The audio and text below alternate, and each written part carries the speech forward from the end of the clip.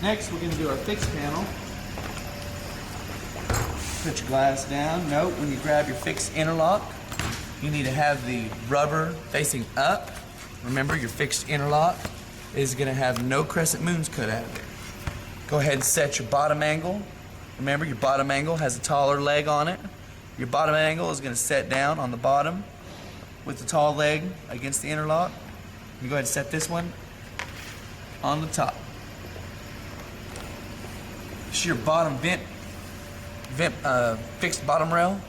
Your fixed bottom rail has two legs on it. One is longer than the other.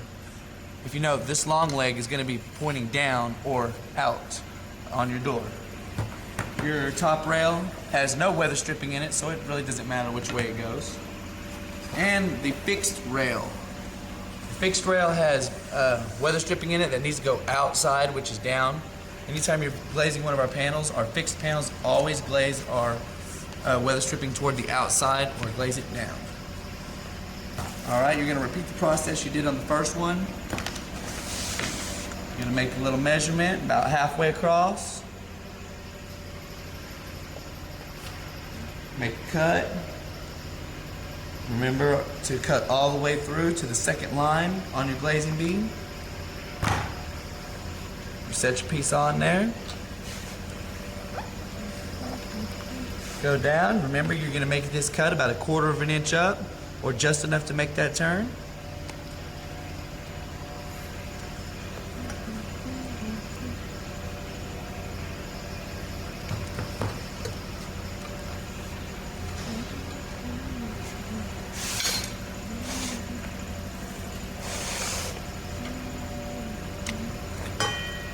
And you're going to make your same cut.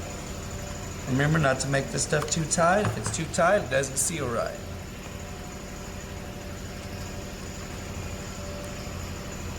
Okay, make sure your lines are as straight as possible.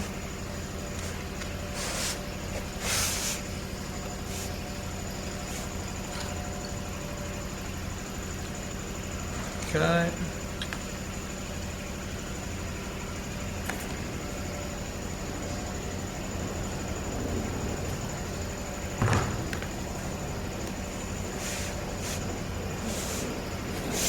And cut this off.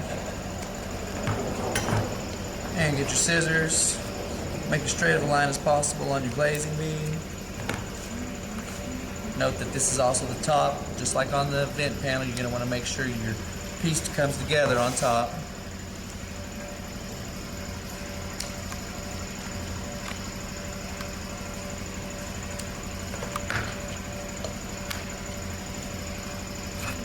Okay. And take your top rail, pull these pieces together, place your top rail on.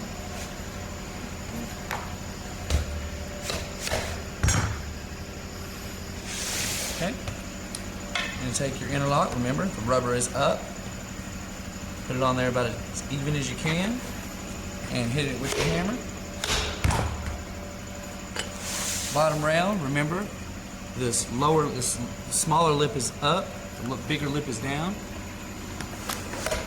And whenever you're evening this bottom out, you're definitely going to want to make sure that the bottom of the interlock is even with this lower lip.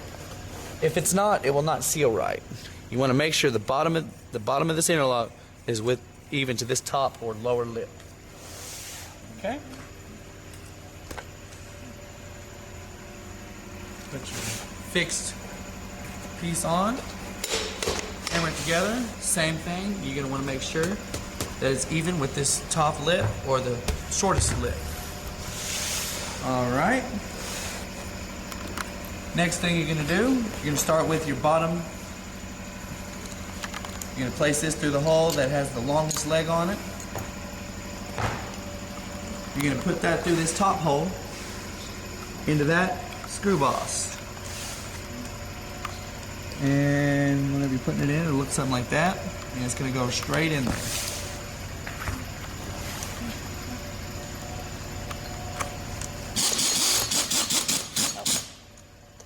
And you're going to want to make sure the bottom of this is as even as possible on that interlock.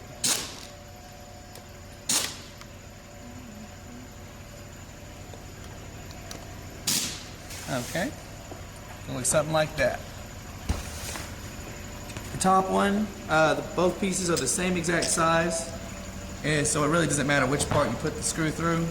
You're going to want to put this through the top hole, and note that this does stick out above the interlock about 1/4 of an inch. And place it in the screw boss.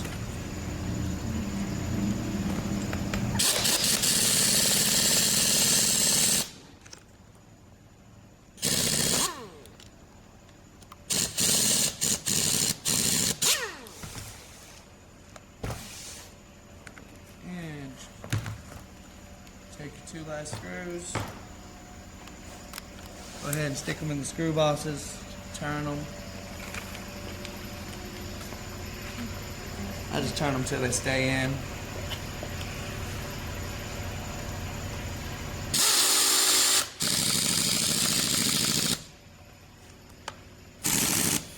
Remember, make sure not to over tighten or it will be very difficult to put that into your jam.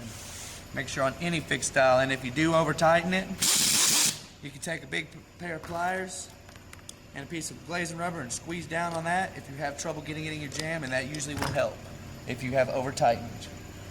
You'll know it's over tightened by it'll bow out a little bit.